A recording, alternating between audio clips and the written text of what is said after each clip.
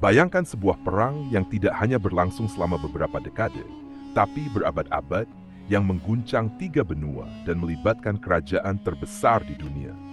Ini adalah perang salib, konflik epik yang tak sekedar perebutan tanah, melainkan benturan dua peradaban besar, yaitu Kristen dan Islam, yang akan menentukan nasib dunia selama ribuan tahun ke depan.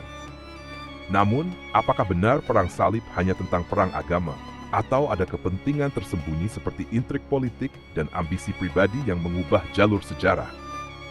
Anda akan melihat lebih dari sekedar pertempuran berdarah di padang pasir Yerusalem. Ini adalah kisah tentang para kesatria yang mempertaruhkan segalanya demi kemuliaan, pemimpin yang melakukan pengkhianatan demi kekuasaan, dan negosiasi di balik tirai yang menentukan nasib bangsa. Apa yang sebenarnya terjadi ketika bendera salib pertama kali dikibarkan? Mengapa ribuan orang dari seluruh Eropa berbondong-bondong menuju Tanah Suci, meninggalkan keluarga dan kehidupan mereka, hanya untuk menghadapi musuh yang tidak pernah mereka bayangkan? Bersiaplah untuk mengeksplorasi sisi lain dari perang salib yang jarang dibahas. Dari intrik politik di Istana Vatikan hingga strategi militer yang belum pernah terdengar. Apa yang membuat para raja, paus, dan panglima perang bersedia mengorbankan segalanya demi perang ini?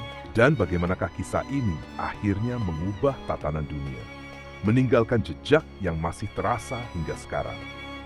Jangan lewatkan kisah penuh teka-teki ini, karena di balik setiap kemenangan dan kekalahan, ada rahasia yang belum terungkap. Perang Salib merupakan serangkaian ekspedisi militer yang dilakukan oleh bangsa Eropa Barat pada abad pertengahan, antara abad ke-11 hingga ke-13 Masehi, demi merebut kembali wilayah suci Yerusalem dan daerah sekitarnya dari kendali Muslim. Istilah salib dalam perang salib merujuk pada simbol Kristen, yaitu salib, yang dipakai oleh para prajurit Kristen yang mengikuti perang ini. Para pejuang salib disebut dengan istilah tentara salib, karena mereka menjadikan agama Kristen sebagai alasan utama perjuangan mereka. Sebelum pecahnya perang salib, Eropa Barat berada dalam keadaan yang penuh ketidakstabilan.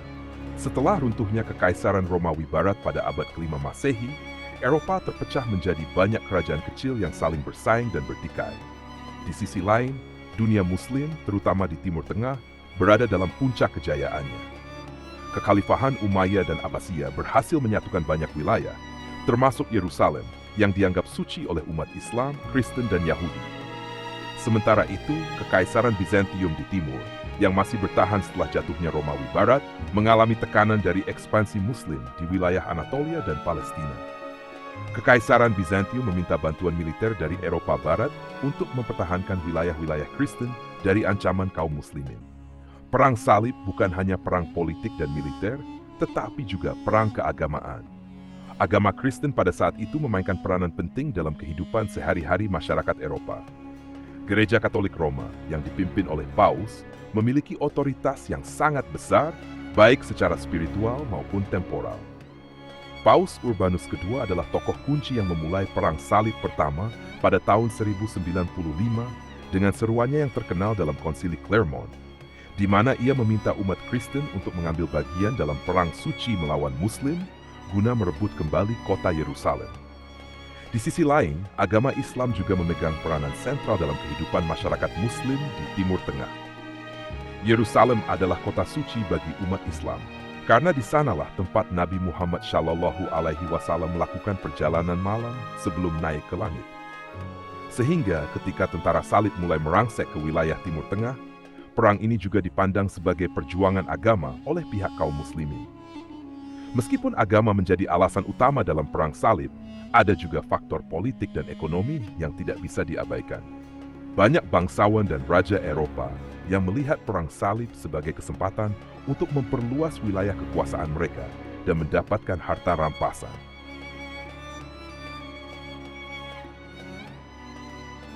Serta memperkuat pengaruh politik mereka di Eropa maupun di Timur Tengah.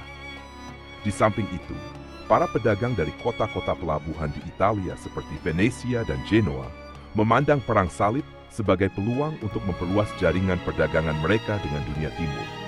Perang salib memberi mereka akses ke jalur perdagangan yang menghubungkan Eropa dengan Timur Tengah dan Asia, yang saat itu merupakan pusat ekonomi dan budaya dunia. Paus Urbanus II merupakan tokoh sentral yang menginisiasi perang salib pertama pada tahun 1095. Ia menyelenggarakan konsili Clermont di Prancis dan menyerukan kepada seluruh umat Kristen di Eropa untuk mengambil bagian dalam perang suci melawan kaum muslimin. Seruannya terkenal dengan janji pengampunan dosa bagi siapa saja yang ikut serta dalam perang salib ini. Sebuah janji yang sangat menarik bagi masyarakat Eropa yang sangat religius. Dalam pidatonya, Paus Urbanus II menyatakan bahwa umat Kristen di Timur Tengah dan Bizantium sedang berada di bawah ancaman kaum muslimin dan bahwa kota Yerusalem, kota suci bagi umat Kristen, harus direbut kembali. Seruannya disambut dengan antusiasme besar oleh para bangsawan, kesatria, dan rakyat jelata di Eropa. Para pejuang yang mengikuti perang salib berasal dari berbagai latar belakang. Sebagian besar dari mereka adalah kesatria dan bangsawan yang melihat perang salib sebagai kesempatan untuk memperluas wilayah kekuasaan dan mendapat kekayaan. Namun, banyak juga rakyat jelata yang tertarik untuk ikut serta karena janji pengampunan dosa dan keinginan untuk mendapatkan status sosial yang lebih tinggi. Bagi banyak kesatria, perang salib juga merupakan bentuk pengabdian kepada Tuhan dan cara untuk menebus dosa. Mereka percaya bahwa dengan ikut serta dalam perang salib, mereka akan mendapatkan tempat di surga. Selain itu, banyak juga yang termotivasi oleh legenda tentang Yerusalem dan harapan akan menemukan kekayaan yang melimpah di sana. Dunia Muslim pada awalnya tidak terlalu memperhatikan ancaman dari Eropa. Banyak wilayah Muslim di Timur Tengah saat itu sedang terpecah belah dan sibuk dengan konflik internal. Namun, ketika tentara salib mulai menyerang, umat Muslim mulai menyadari ancaman tersebut dan akhirnya bersatu untuk melawan serangan-serangan dari Eropa. Pemimpin-pemimpin Muslim seperti Salahuddin Al-Ayyubi kemudian muncul sebagai tokoh sentral dalam perlawanan terhadap tentara salib. Salahuddin dikenal sebagai pemimpin yang cerdik dan memiliki keterampilan militer yang luar biasa.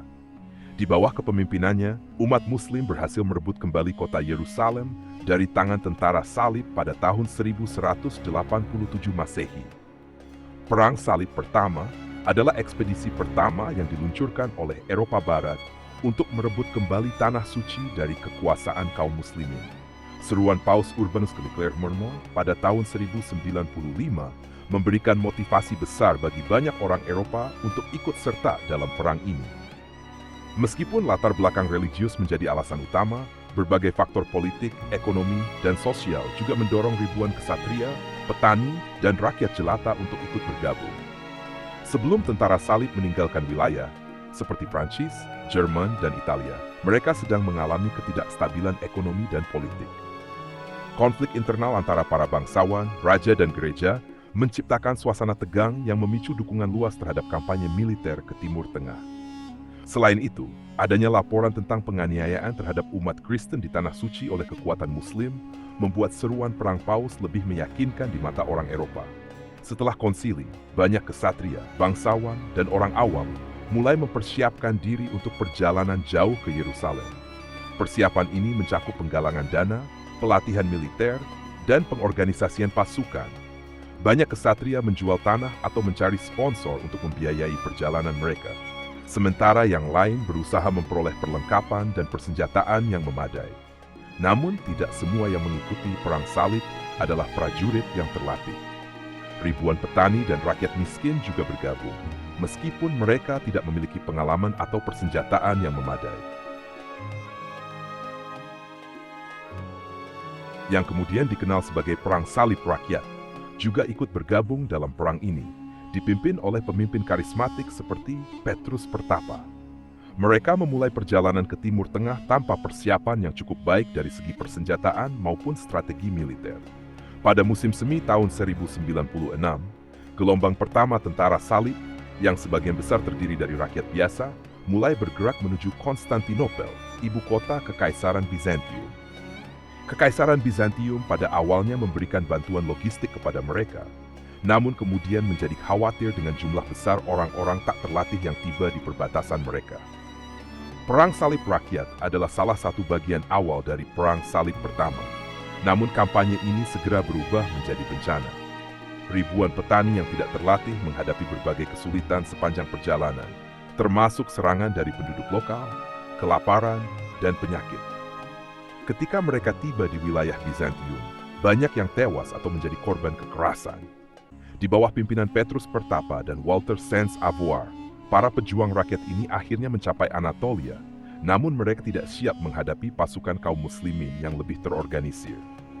Tentara muslim di wilayah tersebut dengan mudah mengalahkan mereka, menewaskan sebagian besar dari mereka. Ini menandai kegagalan pertama dari upaya perang salib, yang kemudian diikuti oleh kampanye yang lebih terorganisir oleh para kesatria dan bangsawan.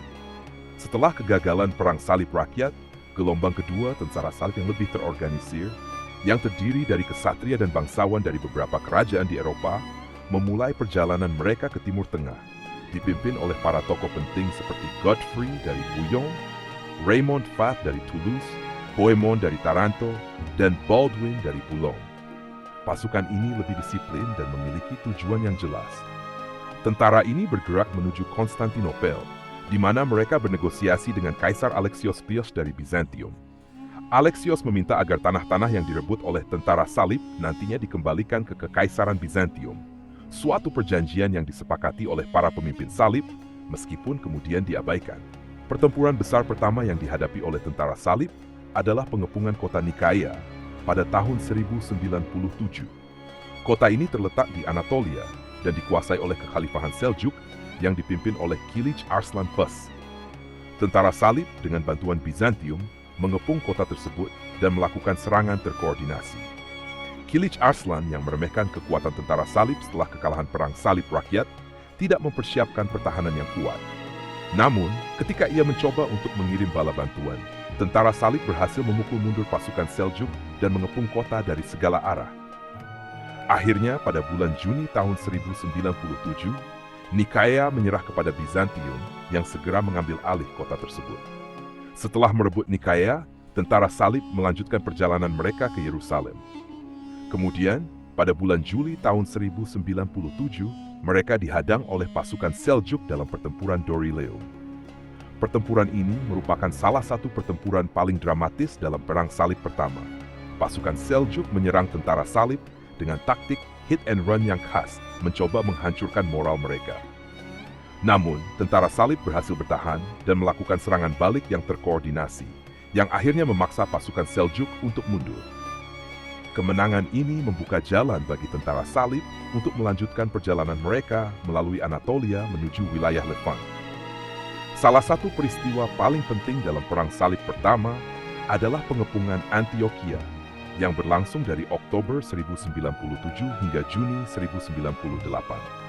Antioquia adalah kota besar yang strategis yang berada di wilayah Levant, dan menguasainya akan memberikan keuntungan besar bagi tentara salib dalam perjalanan mereka menuju Yerusalem.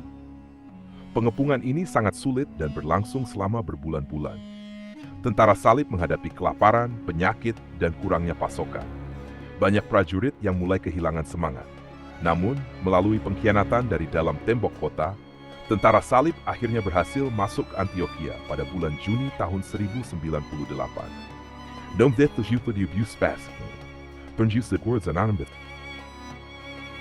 Yang datang untuk merebut kembali kota itu, tentara salib yang hampir hancur karena kelaparan dan kelelahan, berhasil bertahan berkat apa yang mereka yakini sebagai mukjizat atau penemuan tombak suci yang dianggap sebagai senjata yang menusuk tubuh Yesus di kayu salib. Dengan semangat baru, mereka berhasil mengalahkan pasukan Muslim dan mempertahankan kota tersebut. Setelah merebut Antioquia, tujuan akhir tentara salib adalah Yerusalem. Pada awal tahun 1109, tentara salib bergerak menuju kota suci itu, yang saat itu berada di bawah kendali Kekhalifahan Fatimiyah. Tentara mengungkung kota selama beberapa minggu, menghadapi perlawanan sengit dari pasukan kaum muslimin yang mempertahankan kota Yerusalem. Kemudian, pada bulan Juli tahun 1109, tentara salib berhasil menerobos tembok Yerusalem dan merebut kota tersebut. Perebutan Yerusalem diwarnai dengan pembantaian besar-besaran terhadap penduduk Muslim dan Yahudi, yang mengakibatkan ribuan korban jiwa. Kota suci itu akhirnya jatuh ke tangan tentara salib, yang kemudian mendirikan kerajaan Yerusalem sebagai pusat kekuasaan Kristen di wilayah tersebut. Kemenangan tentara salib dalam merebut Yerusalem menandai akhir dari perang salib pertama. Dan meskipun mereka berhasil mencapai tujuan utama mereka, yaitu merebut kembali kota Yerusalem, keberhasilan ini ternyata hanya bersifat sementara. Wilayah yang mereka kuasai dikelilingi oleh kekuatan Muslim yang lebih besar dan lebih terorganisir, yang pada akhirnya akan merebut kembali sebagian besar wilayah tersebut dalam Perang Salib berikutnya. Setelah keberhasilan tentara salib dalam merebut Yerusalem pada tahun 1109, mereka mendirikan beberapa kerajaan Kristen di wilayah Timur Tengah, termasuk Kerajaan Yerusalem, County Edessa, Principality of Antioch, dan County Tripoli. Namun kekuatan Kristen di Timur Tengah ini tidak berlangsung lama tanpa ancaman. Pada awal abad ke-12, dunia Muslim mulai bangkit kembali, dipicu oleh pemimpin-pemimpin yang lebih kuat dan persatuan baru di bawah panji Islam. Pada tahun 1144, Zengi, seorang pemimpin Muslim yang kuat dari dinasti Seljuk, berhasil merebut kembali kota Edessa, salah satu benteng utama tentara salib yang berada di Timur Tengah. Perebutan Edessa ini mengejutkan Eropa karena Edessa merupakan benteng salib yang paling jauh di utara dan dianggap sebagai penahan pertama terhadap serangan kaum muslimin. Kejuhan Edessa menjadi pemicu utama yang mendorong terjadinya Perang Salib Kedua yang dicanangkan oleh Paus Eugenius III pada tahun 1145. Seperti Perang Salib Pertama, Perang Salib Kedua juga dimulai dengan seruan dari Paus. Paus Eugenius III mengeluarkan bula kepausan yang disebut Quantum Praedecessores, yang menyerukan kepada umat Kristen di Eropa untuk mempersiapkan perang suci melawan kaum muslimin guna merebut kembali Edessa dan melindungi kerajaan-kerajaan Kristen di Timur Tengah. Seruan ini mendapat dukungan dari banyak tokoh penting di Eropa, termasuk Raja Louis XVI dari Prancis dan Kaisar Konrad III dari Kekaisaran Romawi Suci. Paus Eugenius III juga meminta Bernard de Clairvaux, seorang biarawan dan teolog terkenal, untuk menyebarkan seruan perang di seluruh Eropa. Bernard, dengan retorikanya yang memukau, berhasil menginspirasi ribuan kesatria dan rakyat jelata untuk bergabung dalam perang suci ini. Dengan cepat, tentara-tentara dari Prancis, Jerman, dan berbagai wilayah lain di Eropa mulai berkumpul untuk memulai perjalanan menuju Timur Tengah. Perang Salib Kedua berbeda dengan Perang Salib Pertama, karena keterlibatan langsung dari dua raja besar Eropa, yaitu Raja Louis XVI dari Prancis dan Kaisar Konrad III dari Jerman.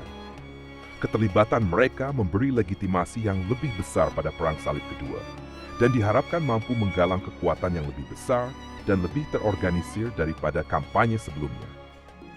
Raja Louis XI adalah penguasa Prancis yang sangat religius, dan ia merasa bahwa keikutsertaannya dalam Perang Salib adalah bentuk pengabdiannya kepada Tuhan. Sementara itu, Kaisar Konrad III sebagai pemimpin Kekaisaran Romawi Suci memimpin pasukan Jerman dalam upayanya untuk memperluas pengaruhnya dan melindungi kepentingan Kristen di Timur Tengah.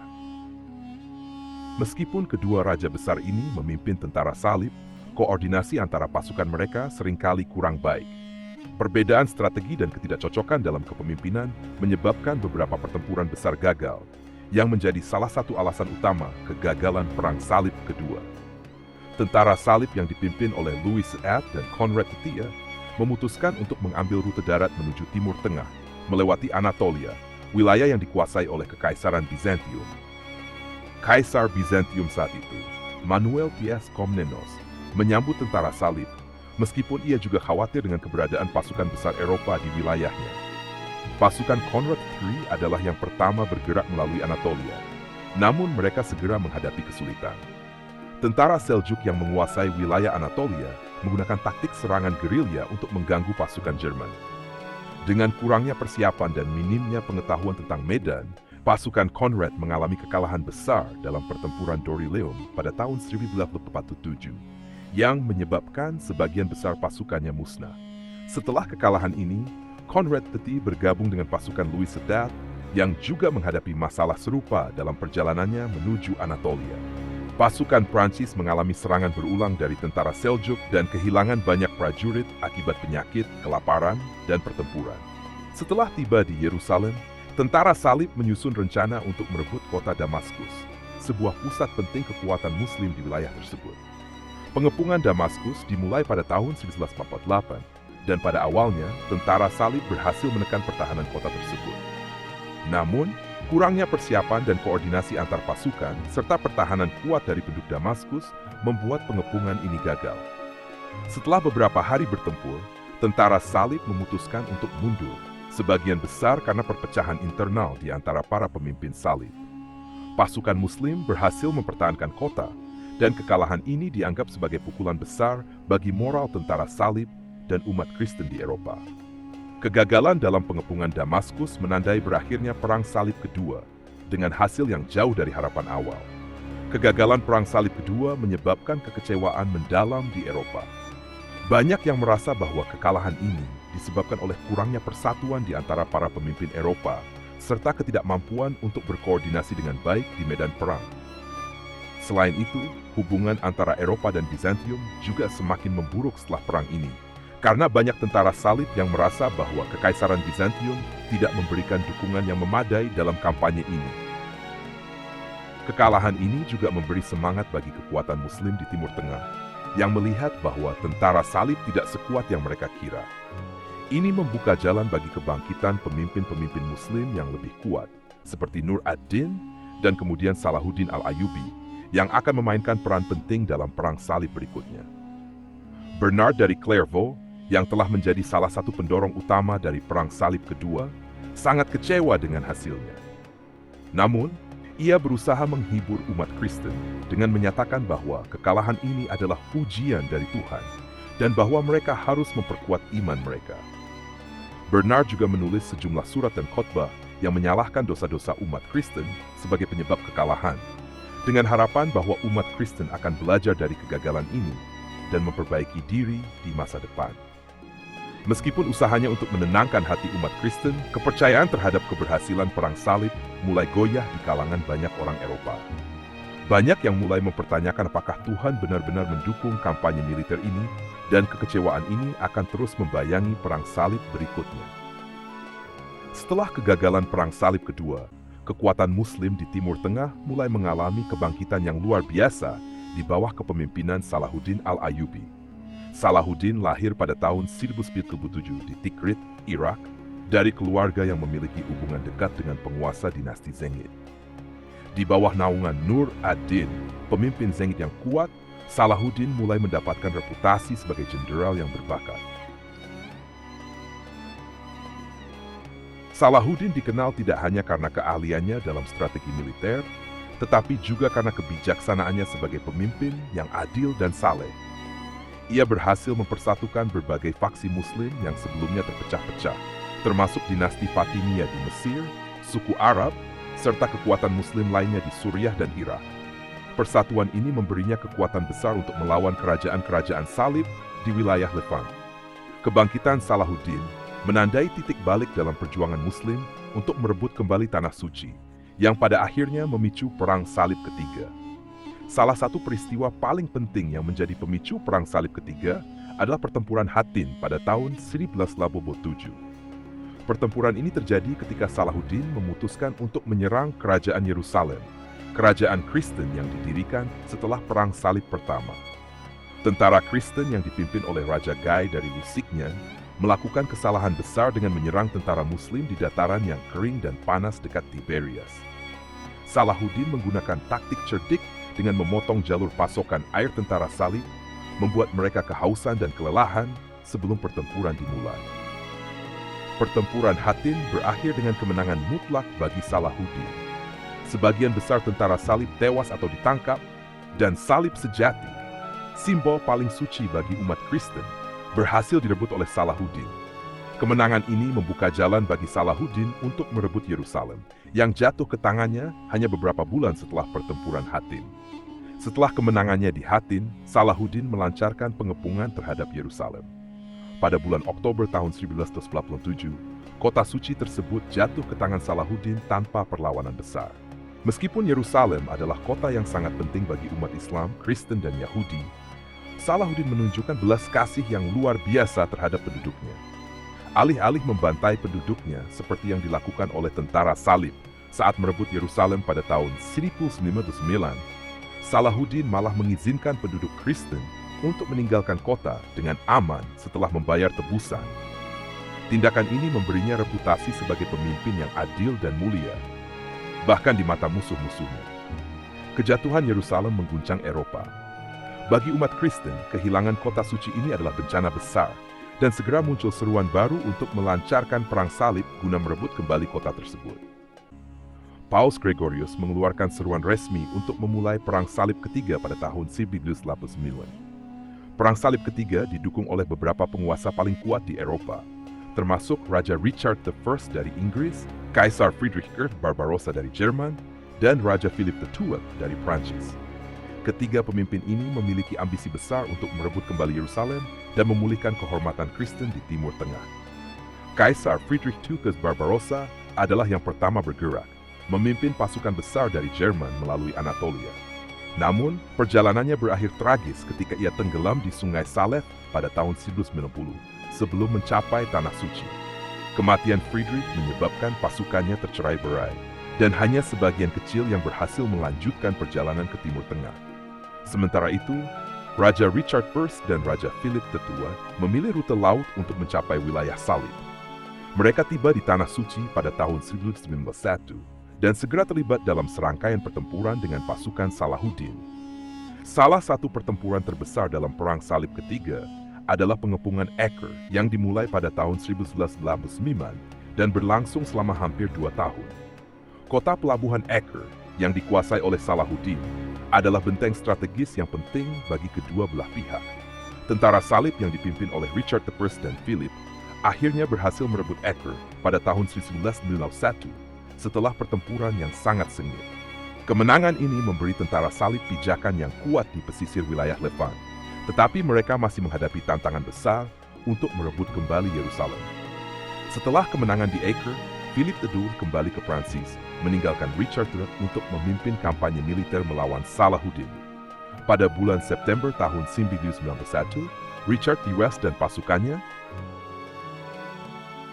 bergerak dari Acre menuju Jaffa, sebuah kota penting di pesisir yang merupakan gerbang menuju Yerusalem.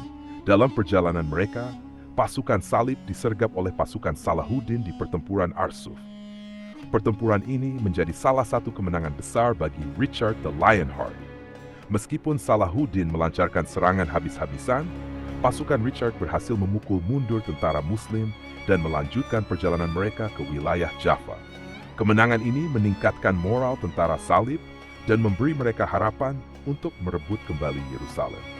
Meskipun Richard I berhasil mencapai Jaffa dan memperoleh sejumlah kemenangan melawan Salahuddin, merebut kembali Yerusalem terbukti lebih sulit dari yang diperkirakan. Salahuddin memperkuat pertahanan kota, sementara pasukan Richard mulai kelelahan dan kekurangan pasokan. Kedua pihak akhirnya memutuskan untuk bernegosiasi. Pada bulan September tahun 1992, Richard dan Salahuddin menyetujui sebuah perjanjian yang dikenal sebagai Perjanjian Jaffa. Dalam perjanjian ini, Salahuddin tetap mempertahankan kendali atas Yerusalem, tetapi umat Kristen diizinkan untuk berziarah ke kota suci tersebut tanpa gangguan. Selain itu, kota-kota pesisir seperti Jaffa dan Acre tetap berada di tangan tentara Salib. Meskipun Perang Salib Ketiga gagal merebut kembali Yerusalem, perjanjian ini menciptakan stabilitas sementara di wilayah tersebut dan memungkinkan umat Kristen dan Muslim untuk hidup berdampingan dengan lebih damai selama beberapa tahun. Perang Salib Ketiga memiliki dampak yang signifikan baik di Eropa maupun di Timur Tengah. Salahuddin Al-Ayyubi tetap menjadi pahlawan besar di dunia Muslim, dihormati karena keberaniannya dan kearifannya sebagai pemimpin. Di sisi lain, Richard the Lionheart menjadi simbol kesatria Kristen yang gagah berani. Meskipun ia gagal mencapai tujuan utamanya untuk merebut kembali Yerusalem, perang ini juga menunjukkan bahwa meskipun ada upaya militer besar, merebut dan mempertahankan wilayah di Timur Tengah sangatlah sulit tanpa adanya persatuan di antara kekuatan Kristen. Meskipun Richard berhasil mengamankan beberapa kota penting di pesisir, kerajaan-kerajaan Salib tetap dalam posisi yang rapuh dan terus menghadapi ancaman dari kekuatan Muslim yang lebih besar dan lebih terorganisir. Setelah Perang Salib Ketiga berakhir dengan kegagalan untuk merebut kembali Yerusalem, umat Kristen di Eropa mulai merencanakan kampanye baru. Perang Salib keempat tidak didorong hanya oleh dorongan spiritual seperti Perang Salib sebelumnya, tetapi juga oleh berbagai motivasi politik dan ekonomi. Kota-kota dagang Italia, terutama Venesia, memiliki kepentingan besar dalam Perang Salib ini, dan pengaruh mereka akan sangat mempengaruhi jalannya perang tersebut. Perang Salib keempat dimulai dengan seruan dari Paus Innocentius III pada tahun 1998. Paus berharap agar perang ini bisa memperbaiki kegagalan Perang Salib ketiga dan mengembalikan Yerusalem ke tangan umat Kristen. Namun, sejak awal, Perang Salib keempat mengalami berbagai masalah dalam hal logistik dan kepemimpinan, yang pada akhirnya akan menyebabkan pergeseran tujuan dari Yerusalem menjadi Konstantinopel. Salah satu alasan utama mengapa Perang Salib keempat menyimpang dari tujuan aslinya adalah keterlibatan Venesia. Tentara salib membutuhkan armada besar untuk membawa mereka dari Eropa ke Timur Tengah, dan Venesia adalah salah satu kekuatan maritim utama yang dapat menyediakan kapal-kapal tersebut. Namun, pemimpin Venesia, Doge Enrico Dandolo, melihat kesempatan ini sebagai cara untuk memperluas kekuasaan ekonominya.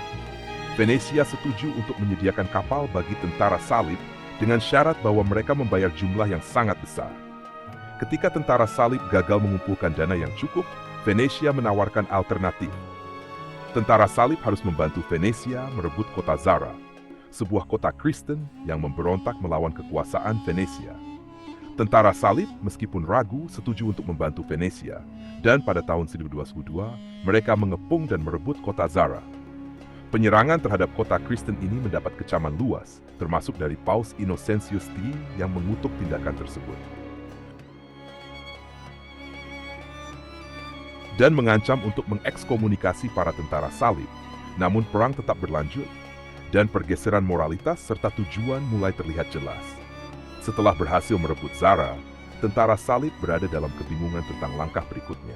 Pada saat itu, Pangeran Alexius Schwur Angelos, putra Kaisar Ishak Angelos yang terguling dari Kekaisaran Bizantium, mendekati tentara salib dengan tawaran yang menggiurkan.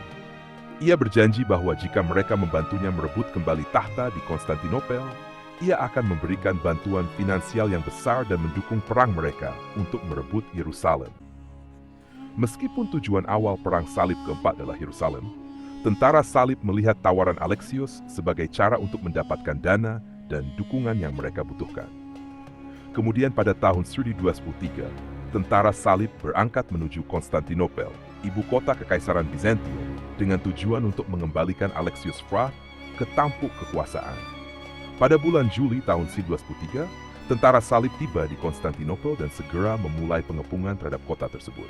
Meskipun tentara Bizantium bertahan dengan gigih, mereka tidak mampu melawan kekuatan gabungan antara tentara salib dan armada Venesia. Setelah serangkaian pertempuran, Alexius Frah berhasil naik tahta, tetapi pemerintahannya tidak bertahan lama.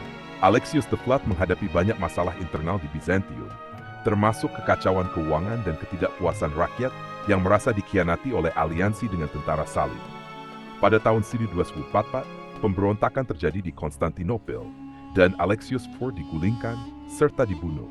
Setelah kejatuhan Alexius IV, tentara salib yang merasa dikhianati oleh Bizantium memutuskan untuk mengambil tindakan drastis. Pada tahun 1204, mereka menyerbu Konstantinopel dan melakukan penjarahan besar-besaran. Kota yang telah menjadi pusat kekristenan timur selama lebih dari 1000 tahun itu dihancurkan dalam salah satu episode paling brutal dalam sejarah Perang Salib.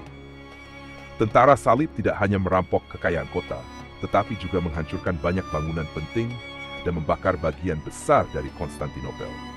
Harta karun, relik suci, dan barang-barang seni yang tak bernilai dijarah dan dibawa ke Eropa Barat, terutama ke Venesia. Penjarahan Konstantinopel meninggalkan luka yang dalam hubungan antara Gereja Katolik Roma dan Gereja Ortodoks Timur.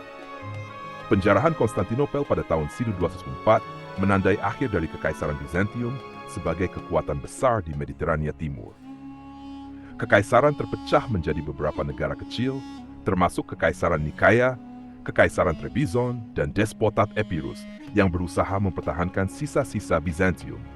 Tentara salib mendirikan Kekaisaran Latin di Konstantinopel, tetapi kekaisaran ini hanya bertahan beberapa dekade sebelum Bizantium berhasil merebut kembali kota tersebut pada tahun 1261. Namun, Konstantinopel tidak pernah sepenuhnya pulih dari kehancuran yang disebabkan oleh Perang Salib keempat, yang akhirnya melemahkan kemampuan Bizantium untuk melawan ancaman baru dari Kesultanan Utsmaniyah yang menaklukkan kota tersebut pada tahun 1453. Penjarahan ini juga memperdalam perpecahan antara Gereja Katolik dan Gereja Ortodoks. Banyak umat Kristen Ortodoks di Timur melihat Perang Salib keempat sebagai pengkhianatan besar dari saudara-saudara mereka di Barat, yang menyebabkan ketegangan antara kedua gereja selama berabad-abad. bahkan hingga hari ini. Penjarahan Konstantinopel dianggap sebagai salah satu momen paling kelam dalam sejarah hubungan antara kedua gereja. Perang Salib keempat menandai perubahan besar dalam tujuan dan sifat Perang Salib. Alih-alih berfokus pada pembebasan Yerusalem dan Tanah Suci, perang ini menunjukkan bahwa motivasi ekonomi dan politik seringkali menyalahkan tujuan spiritual. Selain itu, kekuatan perdagangan seperti Venesia menggunakan Perang Salib sebagai sarana untuk memperluas kekuasaan mereka di wilayah Mediterania. Keputusan untuk menyerang Konstantinopel, yang seharusnya menjadi sekutu Kristen, menggarisbawahi bagaimana Perang Salib telah menjadi sarana bagi negara-negara Eropa untuk mengejar kepentingan pribadi mereka. Perang Salib keempat juga membuka mata banyak orang di Eropa.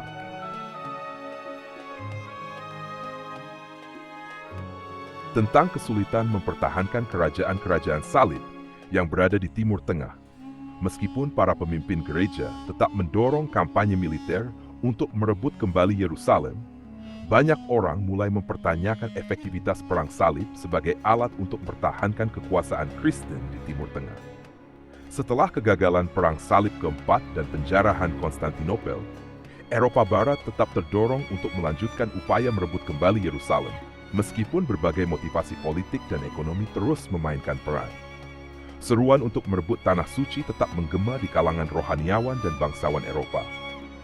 Paus Innocentius III, yang sebelumnya kecewa dengan hasil Perang Salib keempat, sekali lagi berusaha untuk menyatukan umat Kristen untuk melancarkan Perang Salib kelima. Ia berharap bahwa dengan fokus yang jelas pada Yerusalem dan Tanah Suci, Eropa dapat memperbaiki kesalahan masa lalu dan memenangkan peperangan ini. Perang Salib yang menyusul setelah Perang Salib keempat akan berlangsung dalam berbagai fase dari tahun 1217 hingga 1272, mencakup beberapa ekspedisi militer yang kadang-kadang lebih fokus pada tujuan politik di Eropa daripada misi spiritual di Timur Tengah.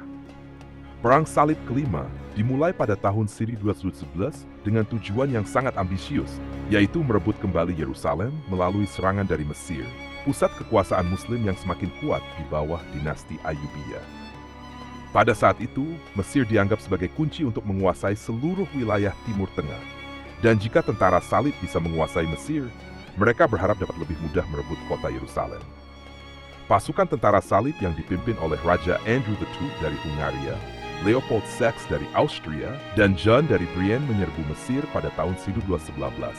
Dengan target utama mereka adalah kota Damietta, sebuah kota pelabuhan strategis di delta Sungai Nil. Damietta akhirnya berhasil direbut pada tahun 1219 setelah pengepungan yang panjang. Namun, kemenangan ini ternyata tidak bisa dimanfaatkan dengan baik. Ketidakmampuan para pemimpin Salib untuk menyusun strategi yang jelas, ditambah dengan banjir besar yang memperlambat pergerakan pasukan, menyebabkan kegagalan dalam melanjutkan serangan lebih jauh ke Mesir. Pada akhirnya pada tahun 1221, tentara Salib terpaksa menandatangani perjanjian damai dan mundur dari Damietta, meninggalkan Mesir kembali ke tangan kaum Muslim. Perang Salib ke-6 adalah salah satu perang salib yang tidak biasa, karena lebih banyak melibatkan diplomasi daripada pertempuran besar. Perang ini dipimpin oleh Kaisar Frederick the Star dari Kekaisaran Romawi Suci, yang memiliki hubungan rumit dengan Paus Gregorius VI. Frederick sebelumnya diekskomunikasi oleh Paus karena penundaan dalam memenuhi janjinya untuk memimpin Perang Salib, dan pada tahun 1228, Frederick akhirnya memimpin ekspedisi ke Tanah Suci. Namun, alih-alih mengandalkan kekuatan militer, ia menggunakan diplomasi cerdas untuk mencapai tujuan utamanya. Melalui negosiasi dengan Sultan Al-Kamil dari Mesir, yang sedang menghadapi ancaman internal dan eksternal, Frederick berhasil mendapatkan kontrol atas Yerusalem tanpa melalui peperangan. Melalui perjanjian damai, Yerusalem, Nazaret, dan Bethlehem diserahkan kepada kekuasaan Kristen pada tahun 1229. Meskipun Yerusalem kembali ke tangan Kristen, Frederick tetap diekskomunikasi dan kesuksesannya tidak diakui oleh banyak pemimpin Kristen. Kekuasaan Kristen di Yerusalem juga tidak bertahan lama karena kota itu kembali jatuh ke tangan kaum Muslim pada tahun 1244. Perang Salib ke-7 dipimpin oleh Raja Louis Lem dari Prancis, salah satu pemimpin Kristen yang paling saleh yang terlibat dalam Perang Salib. Louis Yusentev terkenal karena komitmennya yang kuat terhadap iman dan keyakinannya bahwa Perang Salib adalah misi yang suci. Pada tahun 1248, ia memulai kampanye untuk merebut kembali Yerusalem dengan menyerang Mesir seperti yang telah dicoba dalam Perang Salib kelima. Tentara Louis Adam berhasil merebut Damietta pada tahun 1286. Tetapi seperti pada Perang Salib kelima, kesulitan logistik dan taktik menyebabkan kegagalan dalam mencapai kemenangan yang lebih jauh. Pasukan tentara salib terjebak di Mesir. Pada akhirnya, Louis Dan ditangkap oleh pasukan kaum muslimin setelah terjadi kekalahan besar di pertempuran Mansura pada tahun 1250. Raja Louis hanya dibebaskan setelah membayar tebusan yang besar, dan setelah itu ia kembali ke Prancis. Meskipun Perang Salib kelima adalah kegagalan militer, Louis A dianggap sebagai pahlawan di Eropa, dan ia diangkat sebagai santo setelah kematiannya. Perang ini juga menandai salah satu upaya terakhir Eropa untuk merebut kembali Yerusalem melalui kekuatan militer besar. Perang Salib ke-6 adalah ekspedisi terakhir yang dipimpin oleh Louis X dari Prancis, dan perang ini dimulai dengan tujuan untuk melindungi kerajaan salib yang tersisa di Timur Tengah, serta memerangi dinasti Muslim yang semakin kuat. Namun, alih-alih menyerang Mesir atau Yerusalem, Louis memutuskan untuk menyerang Tunis di Afrika Utara. Keputusan ini didorong oleh alasan politik dan ekonomi, termasuk upaya untuk membangun pengaruh Kristen di Afrika Utara serta mengamankan rute perdagangan. Namun, ekspedisi ini berakhir dengan kegagalan total. Louis Stein jatuh sakit dan meninggal di Tunis pada tahun 1270, dan pasukannya kembali ke Eropa tanpa mencapai tujuan apapun. Perang Salib ke-6 menandai akhir dari upaya besar yang didorong oleh raja-raja Eropa untuk merebut kembali Tanah Suci. Meskipun ada beberapa ekspedisi kecil setelah itu, Perang Salib ke-6 adalah salah satu yang terakhir dalam skala besar. Perang Salib ke-5 hingga ke-6 memiliki dampak yang bervariasi terhadap Eropa dan Timur Tengah. Meskipun tujuan utama merebut kembali Yerusalem tidak tercapai, Perang Salib ini terus mempengaruhi hubungan politik, sosial, dan agama di kedua belah pihak. Di Eropa, Perang Salib memperkuat kekuasaan raja-raja tertentu dan melemahkan yang lain, terutama karena banyaknya sumber daya ekonomi yang dihabiskan untuk mendanai ekspedisi militer ini. Selain itu, Perang Salib memperdalam keterpecahan antara Gereja Katolik Barat dan Gereja Ortodoks Timur, yang mulai melihat Barat sebagai ancaman setelah penjarahan Konstantinopel pada Perang Salib keempat. Di sisi lain, dunia Muslim terus mengkonsolidasi kekuatannya, terutama dengan munculnya dinasti-dinasti baru seperti Mamluk di Mesir, yang kemudian menjadi ancaman utama bagi kerajaan salib yang tersisa di Levant. Kekuatan Muslim berhasil mempertahankan kendali atas wilayah tersebut, dan pada akhirnya Kesultanan Utsmaniyah menaklukkan Konstantinopel pada tahun 1453, yang menandai akhir dari Kekaisaran Bizantium. Perang Salib tidak berakhir secara mendadak, melainkan melalui serangkaian kekalahan militer dan kemunduran politik yang dialami oleh kerajaan Kristen di Timur Tengah. Setelah Perang Salib ke-6, hanya beberapa benteng Kristen yang tersisa di wilayah tersebut, terutama di sepanjang pantai Levant. Kerajaan-kerajaan salib seperti Kerajaan Yerusalem mulai kehilangan kekuatan dan dukungan dari Eropa maupun dari dalam negeri. Salah satu benteng terakhir yang menjadi simbol perlawanan Kristen di Timur Tengah adalah Acre.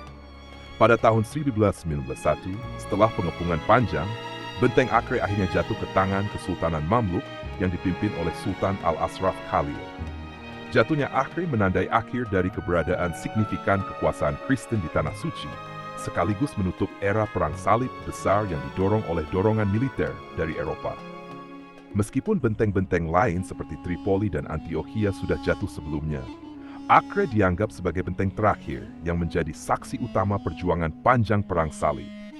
Setelah kekalahan ini, tidak ada lagi upaya besar dari Eropa untuk merebut kembali Yerusalem, dan hubungan antara Eropa dan dunia Islam mulai bergeser dari konflik terbuka menjadi diplomasi, perdagangan, dan terkadang konfrontasi militer kecil. Perang Salib memberikan dampak besar terhadap masyarakat Eropa dalam berbagai aspek. Secara sosial, Perang Salib memperkuat pengaruh Gereja Katolik di Eropa, dengan Paus sebagai otoritas tertinggi yang memimpin seruan Perang Salib. Dalam beberapa kasus, perang ini juga memberikan peluang bagi para petualang, bangsawan, dan rakyat biasa untuk mencari kehidupan baru di Timur Tengah. Meskipun kebanyakan Perang Salib berakhir dengan kegagalan, dari sisi ekonomi, Perang Salib membuka jalur perdagangan baru antara Eropa dan Timur Tengah. Kota-kota dagang di Italia seperti Venesia, Pisa, dan Genoa mendapatkan keuntungan besar dari transportasi tentara salib dan barang-barang dagangan dari Timur Tengah selama perang. Pedagang Eropa mendapat akses ke barang-barang mewah dari Timur, seperti sutra, rempah-rempah, perhiasan, dan seni rupa, yang kemudian menjadi komoditas penting di pasar Eropa. Perang Salib juga mempercepat pertumbuhan ekonomi Eropa, karena kerajaan-kerajaan salib di Timur Tengah menjadi pusat perdagangan yang penting. Banyak inovasi dari dunia Islam, seperti ilmu pengetahuan, matematika, dan teknologi, mulai masuk ke Eropa selama periode ini. Akhirnya, Perang Salib berkontribusi pada munculnya Renaissance, di mana pengetahuan dan kebudayaan dari Timur yang dihadirkan oleh tentara salib dan pedagang menjadi dasar kebangkitan intelektual di Eropa. Dari sisi Muslim, Perang Salib merupakan ancaman besar yang mengancam eksistensi mereka di Timur Tengah. Namun, perang ini juga menyatukan berbagai kelompok Muslim yang sebelumnya sering berselisih. Salah satu pemimpin Muslim yang terkenal adalah Salahuddin Al-Ayyubi, yang berhasil menyatukan berbagai faksi Muslim untuk melawan tentara salib dan merebut kembali Yerusalem pada tahun 1100 setelah Hijriah. Perang Salib juga memperkuat kesadaran politik dan militer di dunia Islam. Dinasti Ayyubiyah yang dipimpin oleh Salahuddin dan kemudian Kesultanan Mamluk memperkuat kekuasaan mereka dengan membangun benteng dan meningkatkan pasukan untuk menghadapi ancaman dari Eropa. Mesir, khususnya di bawah Kesultanan Mamluk, menjadi pusat kekuatan Muslim di Timur Tengah setelah berhasil mengalahkan berbagai upaya perang salib. Namun, dunia Islam juga mengalami dampak sosial dan ekonomi dari perang ini. Konflik berkepanjangan dengan Eropa menyebabkan kerusakan besar pada infrastruktur di Timur Tengah, terutama di kota-kota yang menjadi pusat pertempuran seperti Yerusalem, Antioquia, dan Tripoli. Meskipun ada perdagangan dengan Eropa, sebagian besar wilayah Muslim mengalami gangguan ekonomi karena perang yang terus berlangsung. Salah satu dampak jangka panjang Perang Salib adalah ketegangan antara dunia Kristen dan Muslim yang berlangsung selama berabad-abad. Selama Perang Salib, banyak kebencian yang tumbuh di antara kedua belah pihak, dan ini diperburuk oleh penjarahan kota-kota penting seperti Yerusalem dan Konstantinopel. Namun, pasca Perang Salib, hubungan antara Eropa dan dunia Muslim mulai berubah. Meskipun permusuhan tetap ada, terutama di tingkat politik dan militer, interaksi budaya dan perdagangan antara kedua peradaban semakin meningkat. Banyak ilmuwan dan pedagang dari dunia Muslim yang berinteraksi dengan Eropa membawa pengetahuan baru tentang matematika, astronomi, kedokteran, dan filsafat ke dunia barat. Dalam jangka panjang, perdagangan dan diplomasi mulai menggantikan peperangan terbuka. Beberapa negara di Eropa, seperti Venesia, bahkan menjalin hubungan dagang yang kuat dengan dunia Islam. Hubungan ini tidak selalu damai, tetapi menjadi dasar dari interaksi lintas budaya yang semakin kompleks antara Eropa dan dunia Muslim. Selain itu, arsitektur Eropa juga terpengaruh oleh gaya Timur Tengah. Kastil dan benteng yang dibangun selama Perang Salib menggunakan teknik arsitektur yang dipelajari dari kaum Muslim, dan ini kemudian memengaruhi pembangunan di Eropa, terutama di Prancis dan Inggris. Gaya Gotik misalnya, terinspirasi dari elemen-elemen arsitektur yang ditemui tentara salib di Timur Tengah. Perang Salib meninggalkan warisan yang kompleks dan bertahan lama dalam sejarah dunia. Dari segi militer, perang ini menandai periode panjang konflik antara Eropa dan dunia Muslim, yang secara langsung memengaruhi sejarah politik dan agama di kedua wilayah. Meskipun Yerusalem dan Tanah Suci tidak pernah direbut kembali sepenuhnya oleh kekuatan Kristen, Perang Salib membantu membentuk identitas religius di kedua belah pihak. Dampak budaya, ekonomi, dan ilmu pengetahuan dari Perang Salib tetap terasa selama berabad-abad setelahnya. Eropa dan dunia Muslim menjadi semakin terhubung melalui perdagangan dan pertukaran budaya. Meskipun hubungan ini sering diwarnai oleh konflik dan ketegangan, pertukaran ilmu pengetahuan dan budaya antara kedua peradaban ini turut membentuk fondasi dari banyak kemajuan intelektual di Eropa, termasuk Renaissance. Secara keseluruhan, Perang Salib bukan hanya perang agama, tetapi juga cerminan dinamika politik, ekonomi, dan budaya antara Timur dan Barat. Semoga kisah ini bermanfaat. Apabila terdapat kekurangan, itu datang dari saya sebagai manusia biasa, dan yang benar hanya dari Allah SWT. Sampai bertemu di kisah-kisah lain yang penuh makna. Wassalamualaikum warahmatullahi wabarakatuh.